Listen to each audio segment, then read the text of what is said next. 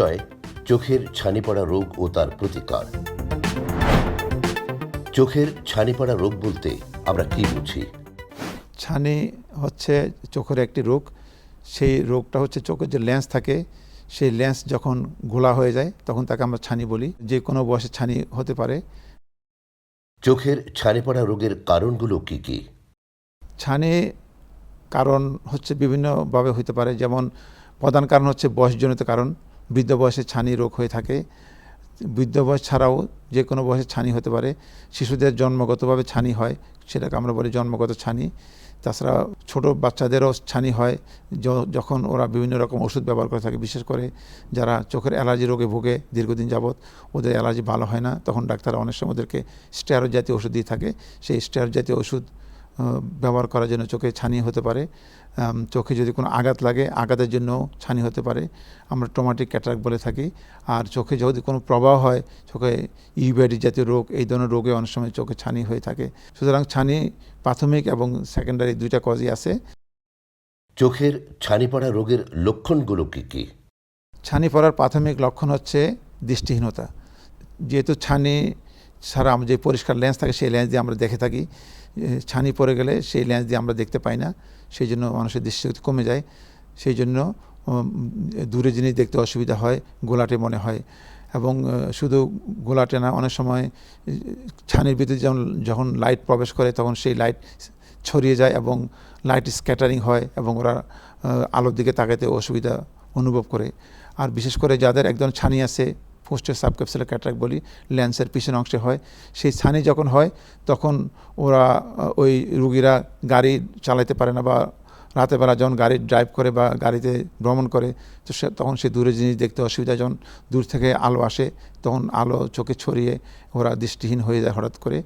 এই জন্য এই ছানি যাদের থাকে, ওরা রাতের বেলা গাড়ি চালানো বা বাইরে ভ্রমণ করা অনেক কষ্টসাধ্য হয়। চোখের ছানি পড়া রোগ কোন বয়সীদের বেশি হয়ে থাকে? ছানি প্রধানত বয়স্কদের হয়ে থাকে, বৃদ্ধ বয়সে, এবং ওদের সে ছানিকে বলে বয়সজনিত ছানি। বৃদ্ধ বয়স ছাড়াও বাচ্চাদেরও ছানি হয়, জন্মগত ছানি। এবং প্রি চ্যানেল ক্যাটারাক্ট, যেমন আমরা বলে থাকি যাদের ডায়াবেটিস থাকে, ওদেরও ছানি হতে পারে। অল্প বয়স, মাঝ বয়সে ওদের ছানি হয়। চোখের ছানি পড়া রোগের চিকিৎসা পদ্ধতি কি? ছানি পড়ার চিকিৎসা যদি প্রাথমিক পর্যায়ে যখন ছানি কম থাকে, আমরা প্রথমে চশমা দিয়ে দৃষ্টিশক্তি উন্নতি করার চেষ্টা করি। যদি দৃষ্টিশক্তি চশমা দিয়ে উন্নতি হয়, আমরা প্রাথমিকভাবে চশমা ব্যবহার করে থাকি। কিন্তু বেশিরভাগ ক্ষেত্রে ছানি যখন বেড়ে যায় তখন চশমা দিয়েও দৃষ্টিশক্তির উন্নতি হয় না। সেক্ষেত্রে ছানি অপারেশনই ছানি রোগের একমাত্র চিকিৎসা। আমরা ছানি অপারেশন করে সেখানে লেন্স প্রতিস্থাপন করে থাকি। সেই লেন্সের মাধ্যমে মানুষ দূরে আবার দেখতে পায়। এবং কিছু কিছু লেন্স আছে যেগুলো দূরে কাছে দূরদৃষ্টি পেয়ে থাকে। আধুনিক চিকিৎসা এখন সেটা বলে যে লেন্স রিপ্লেসমেন্ট ছাড়াও সেটা বলে যে এখন যে সার্জিক্যাল টেকনিক ডেভেলপ করেছে, অত্যাধুনিক যন্ত্রপাতি আবিষ্কার হয়েছে এবং লেন্সের বিভিন্ন ক্যাটাগরি আসছে, দূরে কাছে মাঝ দৃষ্টি। যে আধুনিক অপারেশন, সেই অপারেশনের মাধ্যমে আমরা যখন অপারেশন করে থাকি তখন রোগীরা পূর্বের ন্যায় চশমা ছানি আসার পূর্বে যেইভাবে দৃষ্টি পেত, এখন ঠিক সেইভাবে দৃষ্টি পেয়ে থাকে এবং দূরে কাছে সব দৃষ্টি পেয়ে ওরা নর্মাল লাইফ লিড করতে পারে এবং সুস্থ জীবন পেয়ে থাকে। চোখের ছানি পড়া রোগ প্রতিরোধের উপায় কি? ছানি প্রতিরোধের প্রাথমিকভাবে যেসব ছানি বয়স্কদের হয়ে থাকে সেটা বয়সজনিত, সেটা প্রতিরোধ করা যায় না। কিন্তু এবং জন্মগত ছানি সেটাও প্রতিরোধ করা যায় না। কিন্তু অন্যান্য রোগের সাথে জড়িত যেসব ছানি আছে সেগুলো প্রতিরোধ করা যায়।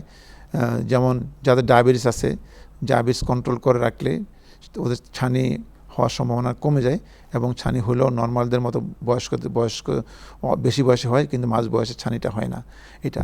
আর কিছু কিছু ওষুধ আছে যেসব ওষুধ ছানি ডেভেলপ করে, সেই ওষুধ সেবন করার পূর্বে আমাদেরকে অনেক সাবধানতা অবলম্বন করতে হয় যে এই ওষুধের জন্য কোনো ছানি হচ্ছে কি না সেটা বারবার করে ডাক্তারের পরীক্ষার মাধ্যমে দেখতে হয় এবং সেই ওষুধ ব্যবহার করাও নিয়মিত ডাক্তারের পরামর্শ নিয়ে ব্যবহার করতে হয় যাতে এই ছানি ডেভেলপ না করে। আর কিছু কিছু রোগ, যেমন চোখের প্রদাহ সেগুলো ছানি হয়, সেই রোগ যাতে না হয় বা সেই রোগের সঠিক সময় চিকিৎসা করলে আমরা সাধারণত সেই রোগ থেকে যে ছানি হয় সেটা থেকে রক্ষা পেতে পারি। আর আরেকটা ছানি হচ্ছে খুব কমন আমাদের দেশে, সেটা হচ্ছে যে আঘাতজনিত ছানি। চোখে যখন আঘাত লাগে তখন সেই লেন্সটা খুব সেন্সিটিভ, সেখানে ছানি ডেভেলপ করে। সেই ছানিগুলা আমরা প্রিভেন্ট করতে পারি যদি আমরা সাবধানতা অবলম্বন করে থাকি, তাইলে চোখে আঘাত লাগার সম্ভাবনা কমে যায়। বিশেষ করে যারা লোহার কাজ করে, ওয়েল্ডিং কাজ করে, ওরা অনেক সময় প্রোটেক্টিভ গ্লাস ইউজ করে না, চশমা ইউজ করে না, যেটা জন্য হয় ওরা কাজ করার সময় চোখের মধ্যে লোহার আঘাত লাগে, লোহার টুকরা বা লোহার বাবলি চোখে পড়ে, চোখে আঘাত লেগে ওদের ছানি ডেভেলপ করতে পারে। ওদেরকেও যদি আমরা বুঝিয়ে প্রোটেকশনটা ব্যবহার করার জন্য অনুপ্রাণিত করতে পারি, তাহলে একটা বিশাল একটা অংশ মানুষ যাদের আঘাতজনিত ছানি হয়, আমরা সেই ছানি থেকে রক্ষা পেতে পারবো। চোখের ছানি পড়া রোগীদের প্রতি আপনার পরামর্শ কি? ছানি পড়া রোগীদের জন্য আমার পরামর্শ, ছানি যেহেতু একটা অপারেশনের রোগ, সেটা অপারেশন করতে হবে, কিন্তু আমাদের দেশে রোগীরা অনেক সময় ডাক্তারের শরণাপন্ন হয় না।